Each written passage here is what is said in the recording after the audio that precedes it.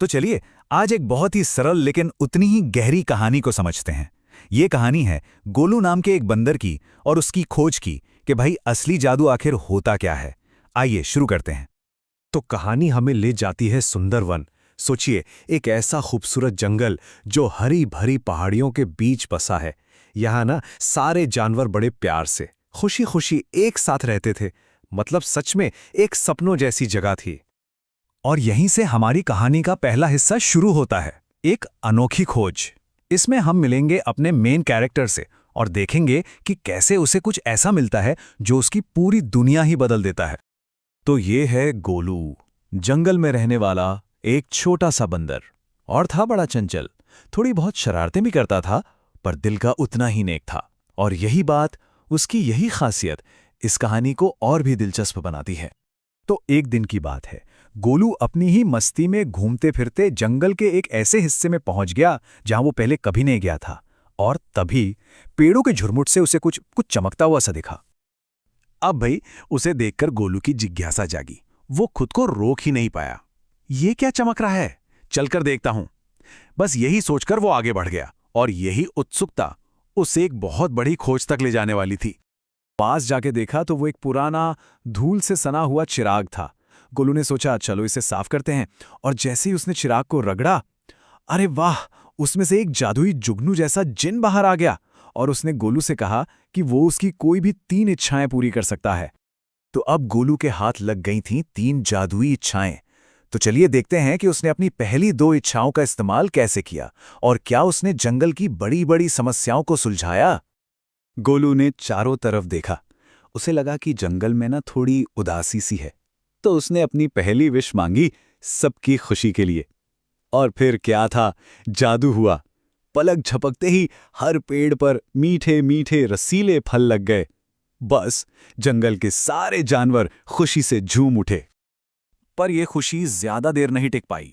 अचानक से आसमान में काले काले बादल छा गए और एक जबरदस्त तूफान ने पूरे जंगल को अपनी चपेट में ले लिया। पेड़ उखड़ने लगे, सब जानवर डर गए, माहौल एकदम से बदल गया। अब इतना बड़ा खतरा देखकर गोलू ने फौरन अपनी दूसरी इच्छा का इस्तेमाल किया।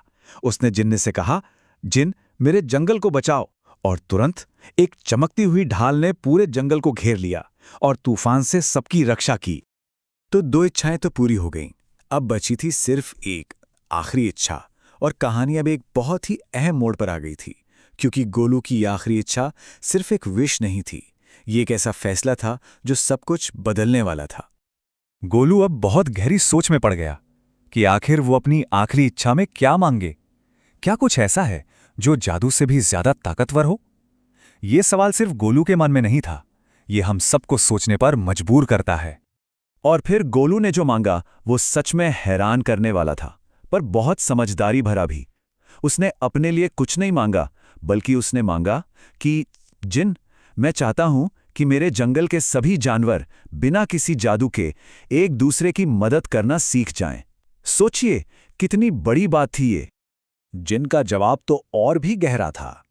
उसने कहा, ये इच्छा जादू से नहीं, ये तो तुम्हारे दिल की ताकत से पूरी होगी। और बस इतना कहकर वो जिन गायब हो गया। सारी जिम्मेदारी अब जंगल के जानवरों पर थी। और यहीं से हम कहानी के आखिरी हिस्से में आते हैं, वो हिस्सा जहां हमें गोलू की आखिरी इच्छा का असली जादू देखने को मिलता है और इस कहानी का सबसे गहरा सबक सामने आता है। तो फिर असली जादू है क्या? कोई चमत्कार नहीं, बल्कि एक दूसरे की मदद करने की जो इच्छा शक्ति होती है ना, वही है असली जादू। एक ऐसी ताकत जो किसी भी जिन के जादू से कई गुना ज्यादा शक्तिशाली है। अब देखिए, गोलू की इस इच्छा के बाद कोई आसमान से रोशनी नहीं हुई, बल्कि एक असली बदलाव आया। सब जानवरों ने पहले तो गोलू को धन्यवाद दिया, फिर सबने मिलकर वादा किया कि वो हमेशा एक दूसरे की मदद करेंगे। उन्होंने साथ मिलकर नए पेड़ लगाए, खाना बांटा और अपने जंगल को पहले से भी कहीं ज्यादा सुंदर बना दिया।